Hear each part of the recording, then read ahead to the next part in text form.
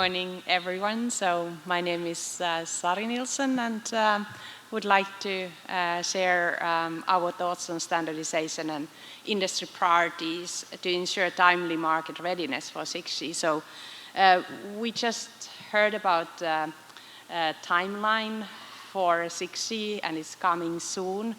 And I focus on discussing how we're going to achieve that timeline, because it is aggressive, but it is also something that we believe is achievable, and also we want to achieve with the mature technologies so that it's ready for the market to deploy and use. And what we see as a 6G value drivers for 6G is a sustainable, secure, and digitally inclusive 6G. And those value drivers are something that are dear to us as a company, but then also, I believe, dear to all of us, caring about our environment. We want to protect our environment where we live and ensure that we have a sustainable future also ahead of us. And for that, we need the technologies from the day one that can ensure that we are at least targeting carbon neutral footprint in our future systems. While we need more capacity in the system with the more technologies that we consume, and also the technologies that we use and interact with also need, we at the same time reduce the power consumption throughout the network and also the devices that we use, so that we can actually protect our environment and keep the world sustainable. And then digital inclusion is also something that is start being something that we take it for granted in many areas of the world, and we consume data every day. We connect with our colleagues, with our families. We consume and have an access to digital data every day and in an easy manner. But that is not the case everywhere yet, perhaps, and in every society, the way we consume. And in this modern world that we live, it is more or less a basic human right that we have as also affordable global connectivity and access to the data, that we can consume data in a manner that we need to. We can have an access to data in a manner we need to, and we can interact with our friends and families or our colleagues around the globe in a very nearly like a physical manner, although we're using the digital means. And that is one of the key value drivers that we see. Then at the same time, when we trust our world and our way of living into the digital way, we also start thinking security and privacy. From our own point of view, of course, also from our company's point of view. But when we use different applications and we have lots of open source softwares, and we have different types of networks and open interfaces, and yet at the same time we do a lot of things in also very private things digitally. We even nowadays apply for visas with the very private information that we need to share digitally. And then security and privacy in the future system like 6G is critical, and we have to start building truly trustworthy system. So we see that it's in the core of developing 6G is something that these basic 6G values need to be kept in the core from the day one, and rather to well the basics than doing too many things at the one go. So then coming to the principles, how do we see that we can make the 6G to happen day one well and also meet these requirements? So we see that we have to keep in mind how can we keep things simple, how we can also at the same time make sure that in the future we can even build more and build on top of what we do in the first phase. So to us, it is important that we think of in the very beginning, what are the use cases and what are the features that we need for the core of the 6G? What are the ones that are needed also meeting those key value drivers that we talked about? And what are the way of using, consuming data the day one? For instance, perhaps we like to more and more use Teams, which is becoming even more like a metaverse extended reality, and focus of doing that well. Doing that well, that we can make sure we have a secure system and we are digitally inclusive, and we make sure that we do it in energy efficiency way in a day one. So pick the features, pick the use cases, and do that well. And while we have introduced a lot of interesting new technologies and features very successfully in 5G, we have also something that we can learn from 5G. We got excited at the time of 5G to creating a lot of different architecture options to serve every single purpose that we possibly could imagine and every single deployment case that we could imagine. But then perhaps we lacked a little bit how to actually well get those deployed for the market or even finalizing the specification. So rather than doing many, do one single standalone architecture, but do that well. Do that in a lean way with the streamlined procedures and avoiding number of different options, not just in an architecture, but also in a single features. We have a tendency as an engineers to optimize as much as we can in every single case, but sometimes for the real market purposes and for real uses that we as a person like to use, but also that the companies can deploy, it is perhaps better to optimize the performance for the mainstream case. Make sure that that works well. Look at the performance holistically by not just defining the physical layer and protocol layer, but also look at the finally, how do we ensure the performance through the requirements. And especially when we bring the new features like AI, ML, we also have to think of rather differently. How do we do the testing of the system, testing of the devices, and focus on doing that well. And we also just heard about new spectrum and how we have a spectrum on the existing frequencies. We're getting a higher frequencies.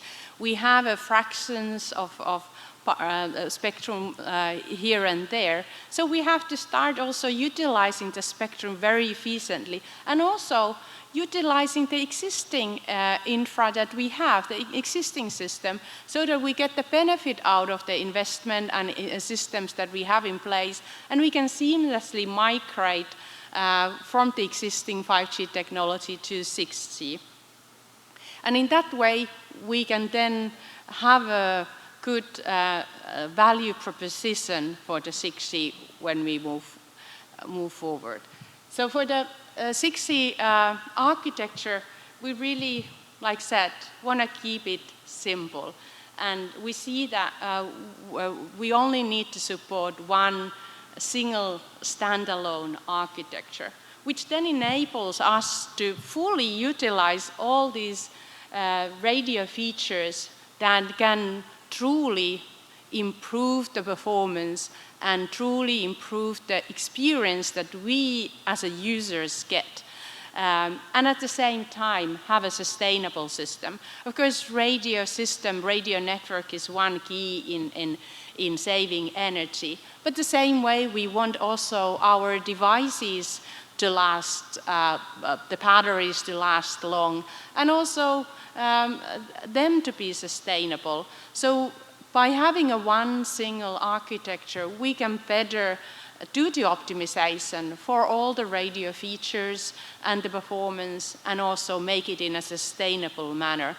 And also do it in an implementation-friendly manner so that we can deploy the features. So unfortunately, because perhaps we have a little bit got overexcited about the technology and doing as much technology as we can, we might have sometimes forgotten how that keep in mind that we also have to make it implementation friendly. Because in the end of the day, we only benefit from those new features if we get them deployed. If we get them into our networks, we get them into our devices, and then we as a users and industries can benefit from. So that is something that we want to keep in mind every step of the way.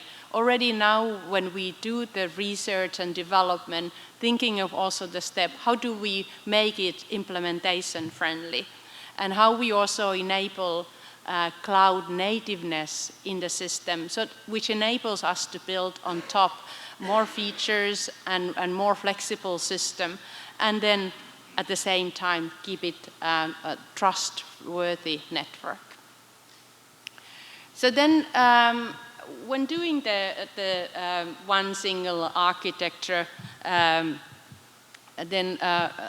what do we get from the 6G radio? Radio often being in the key of the new technology.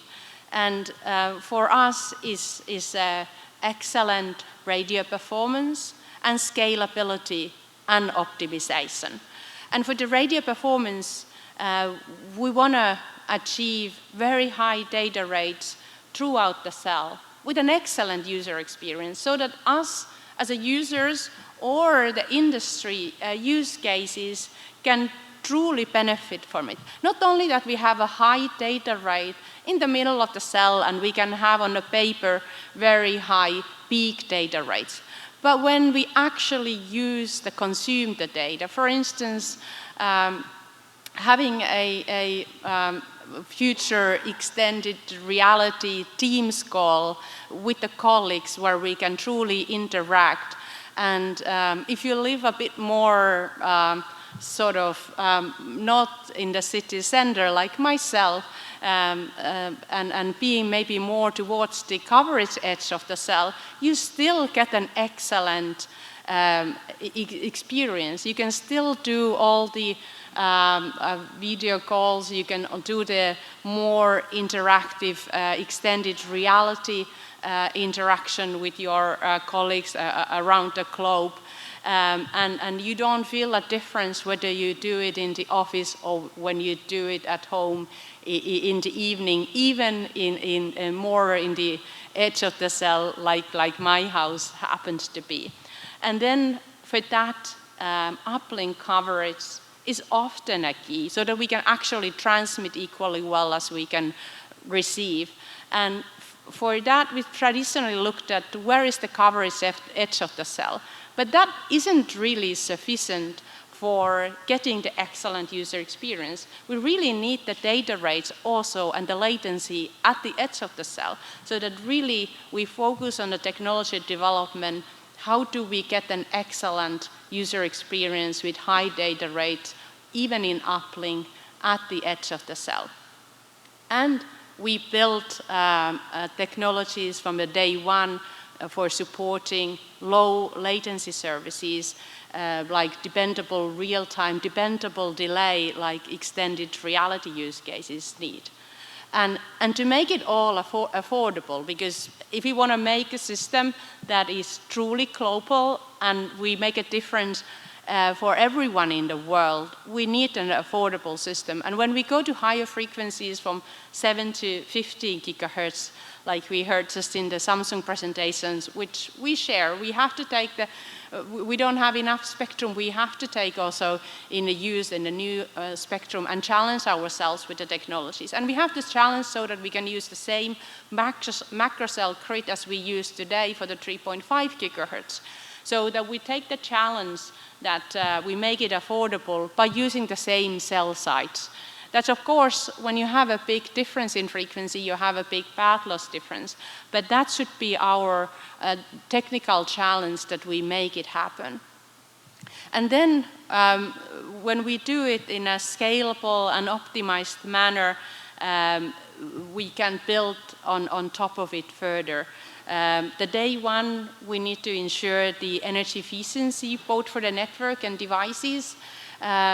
And the day one, why I keep talking about the day one, is that we've been researching and developing excellent energy efficiency schemes, for instance, for the radio networks in a 5G advanced already. But the unfortunate reality is that we have a lot of legacy already, legacy devices, legacy deployments, and the benefits are unlikely to be as high because we have to keep serving the legacy, and we can't get the best out of the technologies that we develop. So for allowing both the network to save energy and the UEs to save power of the battery, those are the key features that we have to have well in place at day one. And that we have the mechanism to use a diverse spectrum in an optimal manner. And we can have a optimal, smooth migration, which is flexible. We migrate from for instance, utilizing the 5G spectrum for the 6G purposes, the amounts we need in a flexible manner, adjusting manner, that we only consume for the 6G the amount is needed, and we can still at the same time transparently allow 5G operations on the same spectrum. And we built AI ML enablers day one. We don't necessarily need to optimize every single feature and every single algorithm day one, but that we have a framework that we know that we can build upon, that we know that we have the fundamentals, we have a framework, we have a life cycle management that are the basic fundamentals for building further optimization later. We do a day one, and then we keep adding more algorithms, more optimizations later on. And then finally, we do it in a lean and implementation manner, that we actually make decisions. We don't necessarily optimize every single corner, but we optimize for the main case. We do that well, and we make sure that it's implementation friendly so that we get it deployed, we get the features truly deployed. And one of the examples of the implementation friendly design, I've picked a radio protocol design where we have kept sort of the legacy one radio protocol stack fitting all purposes for a long time. We've been so far building for generations one protocol stack that is flexible, but then also complex. And it serves all type of high data rate applications and the lowest IoT applications with the same protocol. And for the 6G, we see that for natively, we should already enable good radio protocol for different type of devices, so that we don't later need to start doing some optimizations for the low cost, low power IoT devices, or later on we wondering, oh, how do we support very high data rate, low latency, extended reality devices with the same protocol when there is a more and more processing power, and especially with the low latency need. So that we actually think of that in in the day one design. And even if we don't have all the use cases done the day one or even supported by the specifications, the fundamentals are there that you can use more parallel processing when you do high data rate, low latency. We use the parallel hardware. We don't have to have everything in one and increase the complexity, but rather we can simplify the layer 2 processes. And then we have a native support from the lowest cost, lowest power IoT devices to the high-end extended reality or even car entertainment system. And then with that we'll achieve implementation-friendly design. So that was a few examples how we see that how we can achieve the readiness for the 6G with a short time. We do a focus, we make decisions, we think of what do we need the day one, and we pick those. We build them well, we design them well, and then enable us to build the bricks for the other use cases later on. Thank you.